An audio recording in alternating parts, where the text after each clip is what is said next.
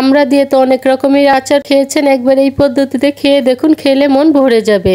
আমড়ার আচার তৈরি করার জন্য এখানে আমি 1 কেজি আমড়া ভালো করে ধুয়ে নিয়েছি। তারপর আমরা বেগুন পুড়ে যেরকম ভাবে ভর্তা তৈরি করি ঠিক সেরকম ভাবে আমড়াগুলোকে আমি চুলায় পুড়ে নিয়েছি। এখন আমড়ার খোসাগুলোকে ফেলে এগুলোকে আমি পাতলা পাতলা টুকরো করে কেটে নিব। এখন আচারটা তৈরি করব, তার জন্য প্যানে 4 টেবিল চামচ সরিষার তেল দিয়ে তেলটাকে গরম করে নিচ্ছি। তারপর দিয়ে দিচ্ছি দারুচিনি, এলাচ, তেজপাতা আর শুকনো মরিচ। 30 সেকেন্ডের মতো ভেজে এবার এর মধ্যে 1 টেবিল চামচ পাঁচফোড়ন দিয়ে পাঁচফোড়নটাকেও ভেজে নিচ্ছি। পাঁচফোড়ন দিয়ে কিছুক্ষণ ভেজে নেওয়ার পর সুন্দর একটা ফ্লেভার বের হয়েছে। এবার মাঝারি সাইজে 2টি রসুন এর মধ্যে দিয়ে দিচ্ছি।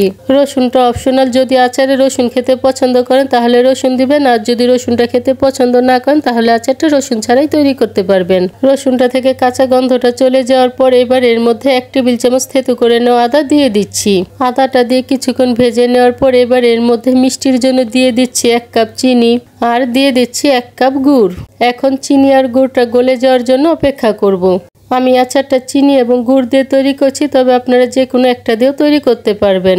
গুড়টা গলে গিয়েছে, এবার আচারটা আর একটু স্বাদের জন্য দিয়ে দিচ্ছি কিছু পাকা তেঁতুল, 1.5 চা চামচ লাল মরিচের গুঁড়ো, আধা চা চামচ হলুদের গুঁড়ো, 1 চা চামচ ভাজা জিরে গুঁড়ো আর স্বাদ মতো লবণ দিয়ে সবকিছু ভালো করে কষিয়ে নিচ্ছি। মশলা ভালো করে কষিয়ে নেওয়ার পর এবার কেটে রাখা আমরা ভালো করে মিশিয়ে 10 মিনিট লো আঁচে ঢাকনা দিয়ে ঢেকে রাখবো। 10 মিনিট ঢাকনা দিয়ে ঢেকে রাখার পর আমরা থেকে অনেকটা জল উঠেছে। এখন ভালো করে মিশিয়ে আবারও 10 মিনিটের জন্য ঢাকনা দিয়ে ঢেকে রাখবো।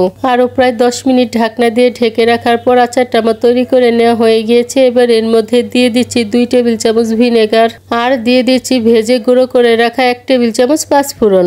এখন ভালো করে মিশিয়ে 5 মিনিট স্ট্যান্ডিং টাইমে রেখে নামিয়ে নিব। ব্যাস তৈরি হয়ে গিয়েছে পুড়িয়ে নেওয়া আমড়া দিয়ে মজাদার এই আচার।